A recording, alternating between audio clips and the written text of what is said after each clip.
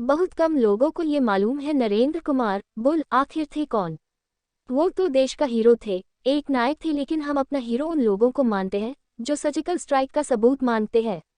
एक बार कारगिल, सियाचिन की वीरान पहाड़ियों में, तपते रेगिस्तान में एक बार जाकर तो देखो किन विकट परिस्थितियों में हमारे देश के जवान अपनी ड्यूटी निभाते हैं। सब हम घरों में बैठे थे तो वो युद्ध में झेल रहे थे गोली और बिना मौत से डरे देश के लिए अपनी कुर्बानी देने के लिए तैयार थे। आज भारत का नरेंद्र कुमार शर्मा नाम का सपूत, जो कि बुल के नाम से अपनी सेना में या अपने दोस्तों में प्रसिद्ध था परंतु अपने ही देश में गुमनाम था, उसके लिए मेरी यह वीडियो समर्पित है ताकि देश के लोग इनके त्याग और देश के प्रति समर्पण को जाने और इनको नमन करें। नरेंद्र कुमार का जन्म 1933 में रावलपिंडी, पाकिस्तान में हुआ था। इनकी शुरुआती शिक्षा रावलपिंडी में हुई थी, लेकिन 1947 में आज़ादी के बाद वो परिवार के साथ पंजाब आ गए। नरेंद्र के 3 भाई हैं और तीनों आर्मी में रहे। नरेंद्र 17 वर्ष की उम्र में ही भारतीय आर्मी में दाखिल हो गए। आर्मी प्रशिक्षण के बाद इन्हें 1954 में कुमाऊं रेजिमेंट में कमीशन मिला। भारतीय सेना में बुल कुमार के नाम से मशहूर कर्नल नरेंद्र कुमार के इस नाम के पीछे भी एक रोचक वाकया जुड़ा है। अंग्रेजी के बुल शब्द का उपनाम कर्नल नरेंद्र कुमार के नाम के साथ तब जुड़ा जब नेशनल डिफेंस अकादमी में वे अपने पहले बॉक्सिंग मैच खुद से 6 इंच लंबे और कहीं ज्यादा तगड़े प्रतिद्वंद्वी से एक बैल की तरह भीड़ गए थे। वर्ष 1950 में भारत को आज़ाद हुए कुछ ही वक्त बीता था। देहरादून की इंडियन मिलिट्री एकेडमी के जॉइंट सर्विसेज विंग में सेना, एयरफोर्स और नेवी के कैडेट्स की साझा ट्रेनिंग चल रही थी। एक 17 साल के कैडेट को, जिसका नाम नरेंद्र था, उसे अपने सीनियर बैच के कैडेट SF रॉड्रिग्स से मुकाबला बॉक्सिंग रिंग में करना था। SF रॉड्रिग्स बड़ा ही ब्रिलियंट और बेहतरीन बॉक्सर था, जिसका बॉक्सिंग रिंग में दबदबा रहता था और जिसको हराना मुश्किल ही नहीं नामुमकिन भी था। उनके सामने बॉक्सिंग रिंग में 17 साल का जूनियर कैडेट नरेंद्र कुमार शर्मा मुकाबले के लिए खड़ा था। घमासान बॉक्सिंग मैच हुआ। वो जूनियर लड़का नरेंद्र कुमार बुरी तरह पिटा, मगर पीछे नहीं हटा। बार बार बैल की तरह पलट कर आता, मारता और मार भी खाता, मगर पीछे हटने को तैयार ना होता। अंततः कैडेट SF रॉड्रिग्स ने वो मुकाबला जीत लिया।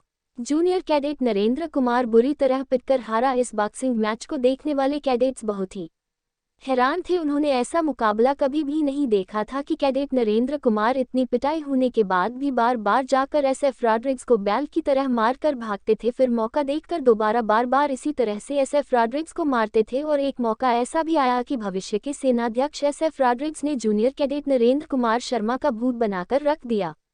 इस मुकाबले में दोस्तों ने नरेंद्र कुमार को एक नया निकनेम बुल दे दिया, जो जीवन भर उसके नाम से चिपका रहा और ये अपने इसी निकनेम से प्रसिद्ध हो गए। नरेंद्र कुमार शर्मा ने हमेशा बर्फीले पहाड़ों पर अपनी सेवाएं दी। वो पहाड़ों की बर्फीली चोटियां लांघते और जगह जगह के नक्शे बनाकर सरकार को वहां की वास्तु स्थिति से अवगत कराते। बर्फ में रहने से उनके पैरों में एक भी उंगली नहीं बची थी। बर्फीली पहाड़ियों में उनके मिशन लगातार चलते रहे, जिससे उनके पैरों की सारी उंगलियां गलकर गिर गई। वो अपंग हो गए, इसलिए फौज में कर्नल पद से आगे नहीं बढ़ सके, मगर वो अपने जुनून के इतने पक्के थे कि उनके मिशन नहीं रुके।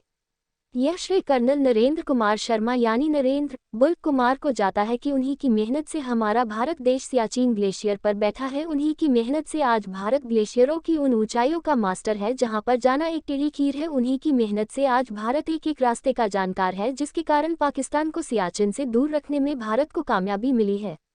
नरेंद्र उर्फ बुल ने उन सुनसान बर्फीले ग्लेशियरों पर 0 से 60 डिग्री कम तापमान में अपने देश की खातिर ना जाने कितने अभियानों का नेतृत्व किया, नक्शे बनाए, उस दुर्गम क्षेत्र की एक एक जानकारी हासिल की। उनके नक्शे, फोटोग्राफ भारत की ग्लेशियर पर विजय का आधार स्तंभ बने। उन्होंने ही इलाके में विदेशी पर्वतारोही अभियानों और पाकिस्तानी दखल की जानकारी भारत और दुनिया को दी। उन दुर्गम रास्तों का पता लगाकर उनकी स्थिति नक्शे में बनाकर दी जहां से पाकिस्तानी सेना सियाचिन पहुंच सकते थे। वहां के फोटोग्राफ सरकार को दिए जहां से पाकिस्तानी सेना सियाचिन पर कब्जा करने की ताक में थी। यही वजह थी कि सरकार ने ऑपरेशन मेघदूत ऑपरेशन की जिम्मेदारी नरेंद्र बुल कुमार की कुमाऊं रेजिमेंट को दी थी, जिसके जरिए भारत ने सियाचिन पर कब्जा किया था। आज पूरा देश नरेंद्र बुल का ऋणी है, जिन्होंने अपने शरीर के अंगों को बर्फ में गलाकर, सालों साल दुर्गम ग्लेशियरों में बिताकर, असंख्य चोटियां पर पर्वतारोही अभियानों में फतह हासिल की। वो पहले भारतीय थे जो एवरेस्ट पर 8,700 मीटर तक चढ़े। उन्होंने जीवन में 20 बार से ज्यादा बार 8,000 मीटर तक चढ़ने का दुर्लभ रिकॉर्ड बनाया।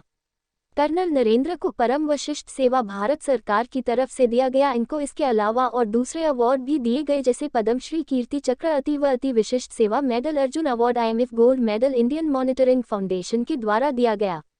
McGregor medal United services tuition of India के द्वारा बेस्ट मिलिट्री रिकॉग्नाइजेशन और रिमोट एरिया में सभी ड्रग लाइसेंस के लिए दिया गया। यूनाइटेड नेशन फेलोशिप, इनको स्कीइंग टीचिंग के लिए भी अवार्ड दिया गया। उन्होंने भारत के अंटार्कटिका मिशन में भी भाग लिया, वहां की सबसे ऊंची चोटियों को फतेह किया। ये गुलमर्ग के हाई एल्टीट्यूड वॉरफेयर स्कूल के कमांडेंट और इंडियन माउंटेनियरिंग स्कूल के प्रिंसिपल भी रहे।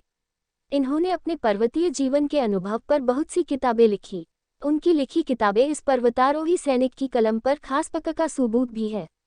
कर्नल नरेंद्र बुल कुमार ने भारतीय सेना में 1950 से 1984 तक अपनी सेवाएं दी। इसके बाद यह सैनिक माउंटेनियर अपनी मृत्यु तक दिल्ली में रहे। ये वो शानदार पर्वतारोही, वो ग्लेशियरों का सरताज कर्नल नरेंद्र बुल कुमार दिनांक 31/2020 को दिल्ली के धौलाकुआं स्थित आर्मी के RR हॉस्पिटल में अपनी जिंदगी का आखिरी मुकाबला मौत से हार गया। देश का हीरो, एक नायक गुमनामी में रहकर ही चल बसा। देश का एक हीरो चुपचाप दुनिया से चला गया। बहुत कम लोगों को ये मालूम है नरेंद्र कुमार बुल आखिर थे कौन। अफसोस, देश के आसान फरामोश लोग उस हीरो के नाम तक से परिचित नहीं। प्राइम मिनिस्टर नरेंद्र मोदी ने भी उनको अंतिम विदाई देते हुए कहा कि वह हमेशा हमारे पहाड़ों के सरताज की तरह से याद किए जाएंगे। उनके इस जुनून को उनके बच्चों ने जीवित रखा। उनकी लड़की शैलजा कुमार ने पहली भारतीय विंटर ओलंपिक में भागीदारी की। उनका बेटा अक्षय कुमार जो भारत के पहाड़ों में जगह जगह पर ट्रैकिंग करवाता था, जिससे टूरिज्म इंडस्ट्री को बढ़ावा मिला। हर देशवासी इनका ऋणी है। इन्हें शत शत नमन। इस वीडियो को देखने के लिए धन्यवाद। Please like, comment and subscribe.